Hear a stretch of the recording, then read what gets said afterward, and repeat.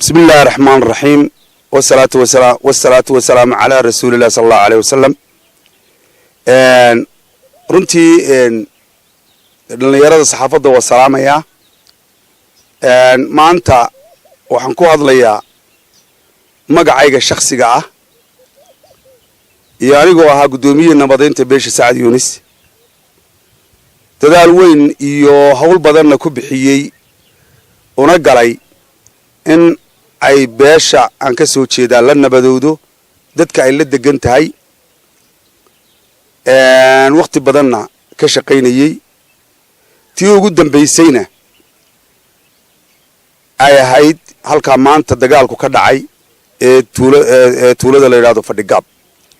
marka maanta waxaan ku hadlayaa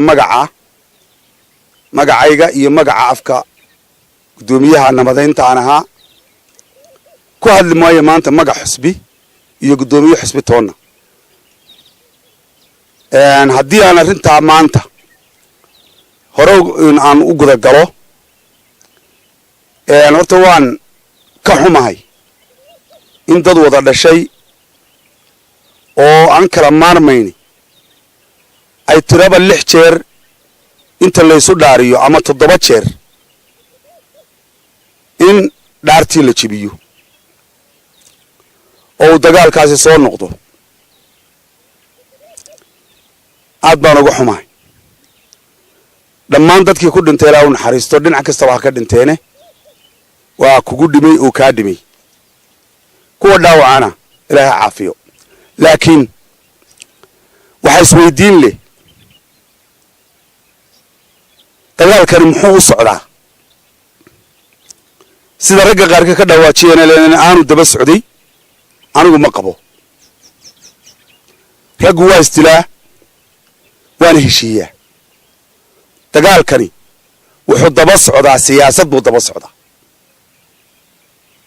dagaalka waxa wada oo aanan cidna kala gabarayn maanta ninka la yiraahdo Buur Madow iyo Maxamuud Xaashi wasiirkii hore madaxtooyada ayaa dagaalka wada. waana dagaal siyaasadaysan. siyaasadda ay ka yihiin ilaa ay gaadhaanna dagaalkaasi dhammaan maayo. waxaan ummadda Soomaaliland u sheegayaa caruur iyo ciroole dawlad madaxweyne guurti baarlamaan waxaan u sheegayaa dagaalkaasi inaanu ahayn dagaal dhamaanaya ilaa arrin ay nimankaasi wadaan iyagoo ku guulaysta mooyaane. arrintaasi waa maxay? waxaa Soomaalidu tiraahdaa fulaxantii mamooga. waxay la tahay madaxweynaha jamhuuriyadda Soomaaliland xog badan dee maanta madaxweynuhu dalka ka ahaa muddooyinka yar xog badan buu hayaa.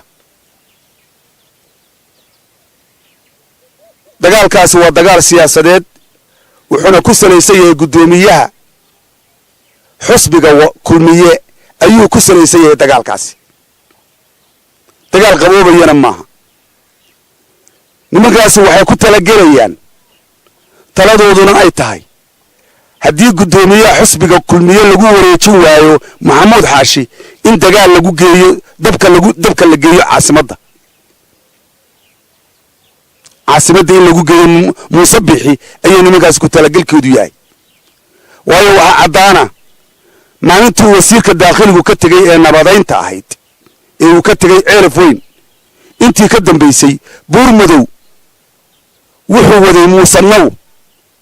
oo tuuro Muuse Naw ugu tagayay oo laha ka kacay. waana taa dhacday. waxaan bulshada Soomaaliland iyo inta af Soomaaliya ku hadashay nabadda jecel u sheegaya maalintii daraweyne dagaalku ka socday ee meedku daadsanaa Fadhigaab waxaanu keenay geel ummadda oo dhan maraka ah dhiigii oo qoyan ayaanu Fadhigaab geel keenay annagoo ku samarsiinayna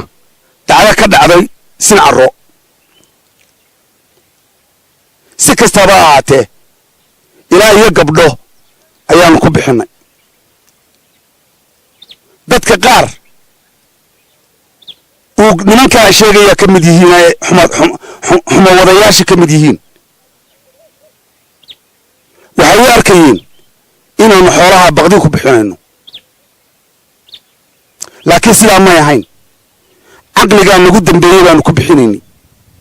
nabadda iyo walaaltinimada iyo derisnimadaanu garanaynaa baanu ku bixinaynay, dagaal sokeeye inaanu leedahayn baanu ku bixinaynay, inaanan waxba ka macaasheen haddaanu dhallinyarada iyo odayaashooda mid kastaa noqotee ay isku dhintaan baanu garanaynay. waxaan kaloo u sheegayaa bulshada Somaliland intii ay dhacdooyinku ka dhacayeen degmada Ceelaf Weyn iyo Jiida waxaa jira tuulooyin iyo magaalo hadda aanu ka saaray dadkii deganaa annagoo nabadda ilaalinayna. maanta waxaan u sheegaynaa bulshada ciddii wax ka qabanaysa inay arrintaasi in diyaar loo yahay, laakiin waxaanu u caddaynaynaa dagaalkaasi inuu ballaadhanayo, inaanu nabad ku soo dabaalmi karayn inta nimankaasi ku dhex jiraan.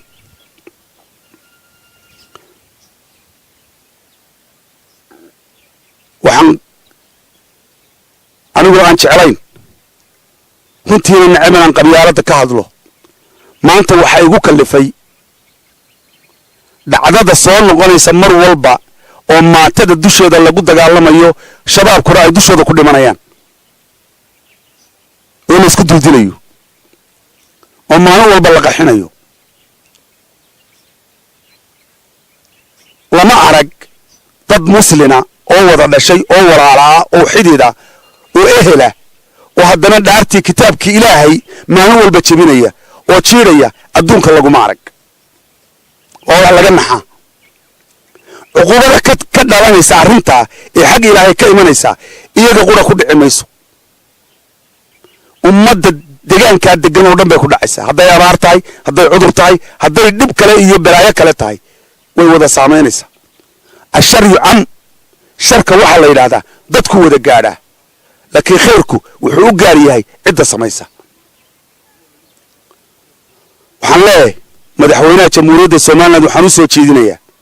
mudane madaxweyne laba kala dooro, adaa dooro le laba, inaad gobolka aanu kala xaajoonnay buurmadow ku soo wareejiso, nabaddiisa iyo colaaddiisabana inaanu isaga kala hadlayno. ilaa dhacdadii ugu horreysay ilaa taa maanta ninkaasaa wada iyo iyana xaashi,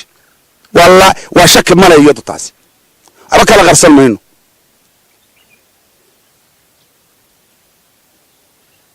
inaad nimanka gobolka ku wareejiso oo aanu kala xaajoonno iyaga, ama colaad ha noqoto ama nabad ha noqotee, waanu isnaqaanaa, dad wada dhashay baanu nahay, waysafgaranaynaa, qaarkood baanu dhallay, af soomaaliga aanu ku wada hadlayno iyo luqaddaanu ku wada hadlayno waanu isgaranaynaa si fiican, waanu heshiin oo nabad waartaanu ka keeni ama colaad waarta oo baanu ka keeni, labadaa midun baanu ka keeni. waxaan leelay sukaayo fasax annaga iyo maxamuud caashi iyo buurmadow gobolkana ku soo wareeji, waxba yaan ciidanka qaranka la dhibin, waxba yaan biliiska la dhibin, waxba yaan madaxda gobolka timaada la dhibin, isu sukaayo fasaxa. qodob waa qodobkaa. qodobka labaad, bahalkan adaa lagugu haystaa, annana waxaanu naloo laynayaa dabku inuu meesha ka huree kursigaa kulmiyo ku wareeji nimankaa. waxaa ummadda Somaliland u sheegaya haddii kursigaa lagu wareejiyo inaan xabad dambe jiiddaa ka dhacayn, dabkaan ay arrintaa u wadaan. labadaaba madaxweynaha jamhuuriyadda Somaliland baanu u soo jeedinaynaa. waxaanu leenahay dhallinyaradayada odayaasha jiidda jooga, nabaddu waa geed harweyn, iyadaa lagu nastaa ilaa iyo inta aynu ka daalayno ummadda Somaliland oo dhani ay ogaanayso, guri guri u ogaanayso inaynu inagu nabad wadayaal nahay. nabaddaynu wadayna, ceebna maaha, fulaynimona maaha, waa ragannimo. nabadaynu wadaynaa maanta Somaliland waxay ka dherigsan tahay sidaan qabo haddii damiirku shaqaynayo inaanu annagu nahay nabad wadayaal buur madow iyo in xashira ay yihiin nabadiidayaal oo qaswadayaal yihiin laakiin lil'asaf shadiid waxa weeye dawladdu wax ka qaban lahaydna meesha way ka maqanta waayo isaga baa kursiga lagu haystaa madaxweynihii dhammaan islaam waxbuu qabanaya kursiga baa lagu haystaa taageer kursiga nimanka u wareeji annaguna aanu degno ummadda masaakiinta ee maalin walba qaxa ka baxdo taasaan ku soo jeedinaya insha Allah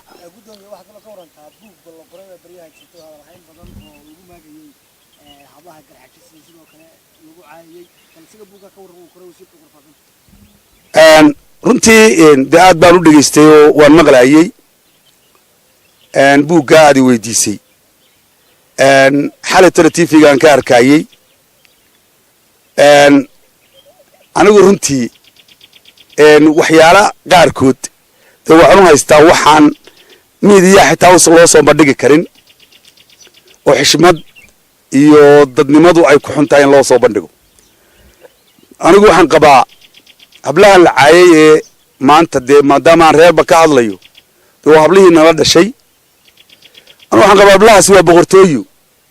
boqortooyada Somaliland weeye marka laga hadlayo reerkan beesha dhexe la yiraahdo waa boqortooyadoodii boqortooyadana had iyo jeer waa la caayaa oo waa la maagaa laakiin boqortooyay ka yihiin hablahaas ninkaa caayay waxaan qabaa isaga afka iska xumeeyey waa hablo la yaqaanaa waxay galaan waa hablo la yaqaanaa waxay dhalaan waa hablo la yaqaanaa xoolaha laga bixiyo waa hablo la yaqaanaa aqoontooda waa hablo la yaqaanaa inay boqortooyadii ugu horreysay ee reer Isxaaq ee Somaliland ay ku hogaaminayeen inay yihiin waa hablo la yaqaanaa sida ay ugu jiraan bulshada iyo dadka la yaqaana marka waxaan kaga baxayaa taas hadduu madaxweynuhu ku qanacsan yahay oday ninka wasiirka ee wuxuu doonay qoray wuxuu doonay ku hadlayo inuu madaxda dawladda ugu man waa calaamad isaga ku taala hablaana waxaan in oran lahaa boqortooyada waa la caaya dulqaata annagana hana kicinina oo muusownowga badani ragga waxbuu yeelaaye hana kicinina annagana ayaan idin kula talinaya insha Allah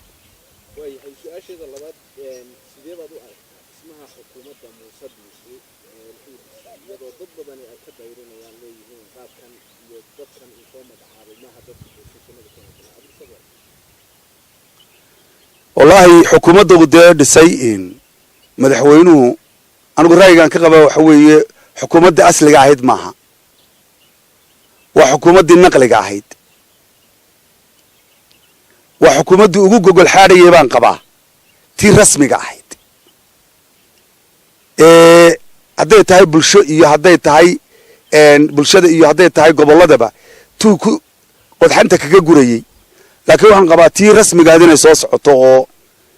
إن أو صوّده وحس كل تلين لها دي واحد بدن بالجا في ليه بس ما هن إمك دفت جيسة كلا قيب سلام بدن باك مقطع غير بو بديه وريركم مدحوينه كسو تشيدو وحن عادي ولا يابي وأنا مني مدحوينه لفت جيسنا ودادين بالشدنا عادي بهالليسي معلوش الدولة دوسة تجي صدق نو أفر نو أما زلا صدق نو المديرين بمدحوينه دين عفدي نبى يسوس على نمان كاس محيا المدحوينه دين عفدي عني وفاملي مدحوينه هذه يشور مدحوينه ياشونا وحكوا عايهين إن غير كأي كسر شيء مركي كرسي فلسطين إن يردر كيانو أي أمضى كله سودو ويساوي مقطع قرنمو لكن مسبح وكبدلي هايو غير كيسيو دنبو صو هريرا صو قشدي الحكومة دي لو حبا يسوقوا صورتي غير كيسي أي يسوقوا صورتي وايو مانتا تي وحا أنا قلفتي قال غير كهضلية مرقا حوي قرنمدا waxay ku fiicnaan lahayd xitaa ay xilal bahayni inuu afar odayaasha la socdaa inuu soo kaxaysto hadba oo hareeraha iska dhigo ayay ku qurux badnaan lahayd intaasna way iga soo tarjeedin dadkana cadaaladu sameeyo warisaaq intaad qadiso waxba ha siinine ama ha qeeliyeen ama ya qeeline dadka hareeraha dawladda ka dhis madaxweyne kan wuxuun baad ku qancin kartaa midaad abti ku tiraado iyo midaad in adeer tiraado iyo midaad seedi tiraado un baad ku qancin karaysaa war ummadda hareeraha cadaalad darrada ka daayo ummadda hareeraha inala degan ee jamhuuriyadda aynu isku nahay ee aynu wax wada leenahay ee aynu ka doonayno inay wax nala yeeshaan ummaddaasaa loo baahanya inaad kaa muuqato oo xukunkaaga ka muuqato taasaan isagana u soo jeedinaya insha allah